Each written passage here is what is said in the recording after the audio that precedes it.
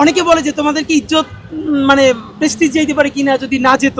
এখন আমরা যদি হেরে যাই তাহলে আমরা কতটুকু ইজ্জত যাবে, এটা হলো প্রশ্ন। হ্যাঁ, এটা আমরা টেস্ট স্ট্যান্ডার্ড ঠিক করেছি। আমি আমাদের টিম আমরা পরশু রাত সারা রাত বসে আমরা কথা বলেছি যে আমরা মানে সর্বনিম্ন কি হতে পারে ইলেকশনে, জামানত হারাইতে পারে।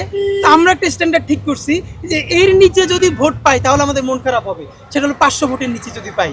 কারণ শুরু করেছিলাম 500 সেট আপ নিয়ে, তো 500-র নিচে যদি একটাও পাই তাহলে আমাদের একটু মন খারাপ হবে, এই জন্য 1-2 দিন একটু মন খারাপ থাকবে। আর এর উপরে যদি পাই তাহলে সব আমাদের বিজয়। কারণ আমরা যে পলিটিক্সটা শুরু করতেছি, আপনি লিখে রাখেন আজ হোক কাল হোক, বাংলাদেশের পলিটিক্স এমনভাবে ইনশাল্লাহ আমরা ইম্প্যাক্ট করতে পারবো, বাধ্য হয়েও বড় দলগুলো এই মডেলে আসতে হবে। হাজার হাজার বাইক গাড়ি মহড়া এগুলো মানুষ পছন্দ করে কিনা সেটা আমরা তখন বুঝবার চেষ্টা করছি। সুতরাং আমরা যদি নিজেরা নাও জিততে পারি, আমাদেরকে দেখে যদি বড় বড় পলিটিক্যাল পার্টিগুলো তাদের প্যাটার্ন বদলায়, তাহলে সেটাই তো আমাদের আনন্দ যে আমরা পলিটিক্স বদলাই দিতে পারছি। এবং আপনারা দেখেন গত 1 বছরে বাংলাদেশে অ্যাক্টিভিজমের অনেক প্যাটার্ন আমরা বদলাইতে পারছি, পেরেছি না? যদি পারি ইনশাল্লাহ আমরা একটা এমন ইলেকশনের মডেল তৈরি করতে চাই যাতে বড় বড়, এবং আপনাকে বলি বাংলাদেশের অনেক বড় রাজনৈতিক দলের বড় নেতা, তাদের সাথে যখন দেখা হয়েছে তারা পার্সোনালিটিকে বলে যে তোমাদের বক্তৃতা কথা এবং তোমাদের অ্যাক্টিভিজম আমরা খুব নিবিড়ভাবে ফলো করি।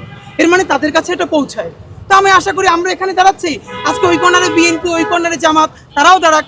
তাহলে তাদের দেখেন আজকে যদি 100 গাড়ি নিয়ে শোডাউন দিতে যত টাকা খরচ লাগবে, সেইটা না হয় যদি ভ্যান নিয়ে কাজ করা যায়, তাহলে বলুন তো একজন এমপির ইলেকশনে 90% খরচ কমে যাবে। একটা মানুষের যদি 90% খরচ কমে যায় তাহলে তার যত চুরি করার তাগাদা থাকে না।